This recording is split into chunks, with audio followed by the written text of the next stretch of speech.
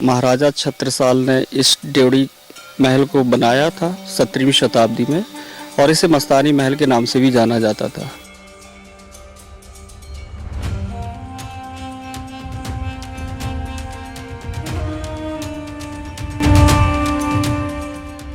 यहाँ से देखिए आप मस्तानी महल की भव्यता को, कितना अभेद दुर्ग की तरह ये बनाया गया था। मैं राम शंकर से चाहूँगा कि जरा दिखाएं सामने कि किस तरह से सुरक्षा घेरे को मजबूत करके महाराज ने इसे बनाया था। और इसी महल में मस्तानी रहा करती थी। बहरहाल आज सिर्फ अवशेष हैं।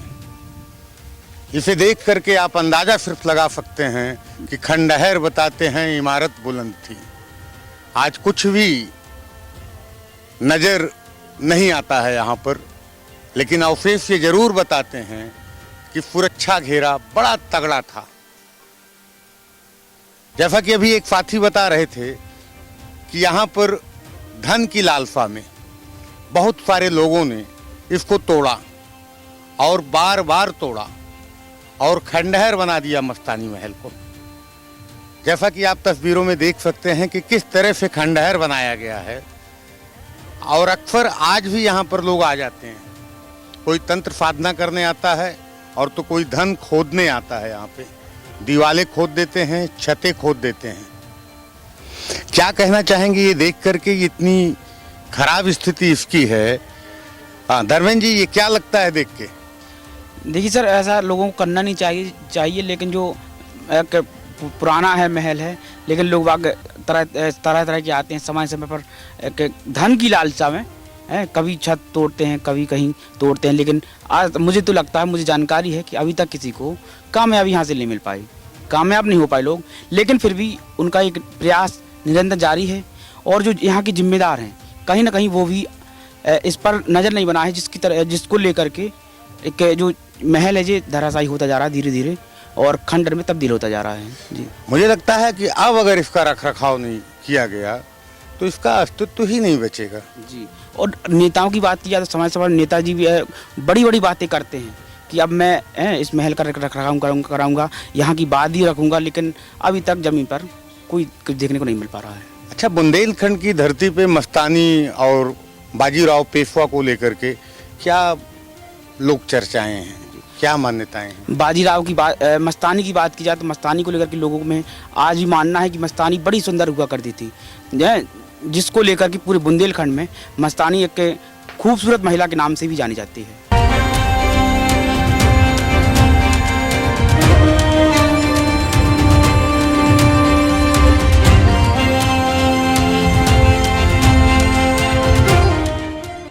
हमारे साथ पत्रकार साथी हैं, इतिहास के जानकार हैं, इनसे हम समझते हैं बड़ा रहस्य है मस्तानी को लेकर के, बड़े राज हैं इतिहास में, बड़े भेद हैं। आखिर क्या सच है?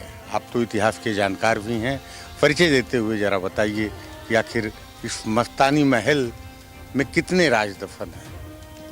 मेरा नाम मुजीब खान है, मैं यहीं का निवासी हूँ। मस्तानी महल के बारे में हमने पढ़ा है तमाम इतिहास की किताबों में। बताया जाता है कि महाराजा छत्रसाल ने इस ड्योढ़ी महल को बनाया था 17वीं शताब्दी में और इसे मस्तानी महल के नाम से भी जाना जाता था।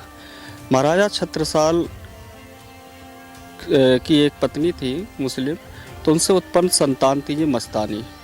तो महाराजा छत्रसाल के बाद महाराजा जगतराज और महाराजा जगतराज के बाद पारीक्षत यहाँ के राजा हुए। महाराजा जगतराज की ये रियासत रही है।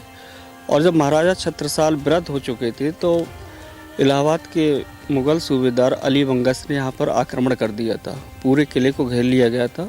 तब महाराजा छत्रसाल ने पेशवा बाजीराव को यहाँ अपनी मदद के लिए बुलाया था। उसी बीच इनका मस्तानी से प्रेम हो गया था। मस्तानी बताया जाता है कि इतिहासकारों के अनुसार कि मस्तानी अपने समय की बहुत ही नायाब सुंदर युवती थी और जिसकी सुंदरता से आकर्षित होकर पेशवा बाजीराव ने प्रेम किया और शादी की। जब पेशवा बाजीराव यहाँ पर आए तो अली बंगस से युद्ध करते ही देखा था उन्हें, तो युद्ध करते हुए देखा तो उनकी युद्ध कला के कायल हो गए थे। तो नर्तकी भी रही होंगी, इतिहास में दर्ज होगा, हालांकि ये तो नहीं मालूम हमें, लेकिन युद्ध कला का ज़रूर वर्णन हमने सुना है कि युद्ध करती हुई पाई गई थी। तो पेशवा बाजीराव उनसे बहुत ही प्रभावित हुए और उनसे प्रेम करवाए। इस महल के ऊपर पेशवा बाजीराव मस्तानी के ऊपर एक पिक्चर भी बनाई गई है, बाजीराव मस्तानी। हालांकि यहाँ का पिक्चराइजेशन नहीं किया गया है, इस महल का स्टोरी ज़रूर है। अगर यहाँ पिक्चराइजेशन होता तो इस महल की दशा और दिशा हो सकता बदल जाती।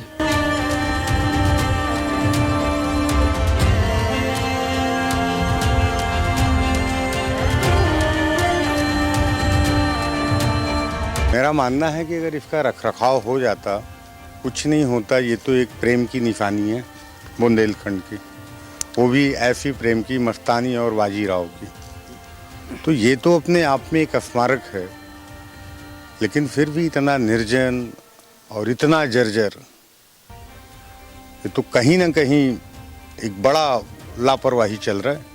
क्या सोचते हैं आप?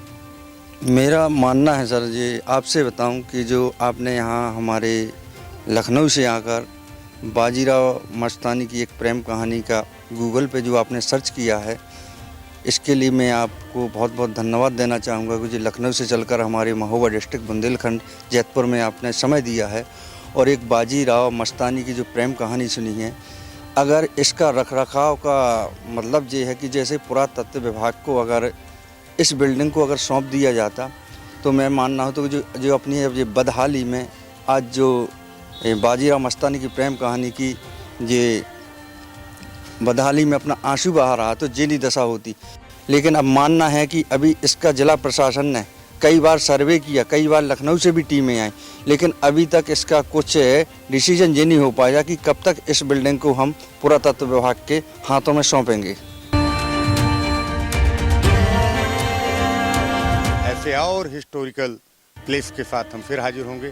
कैमरा पर्सन रमा शंकर के साथ मैं अनिल पाठक, NTTV भारत।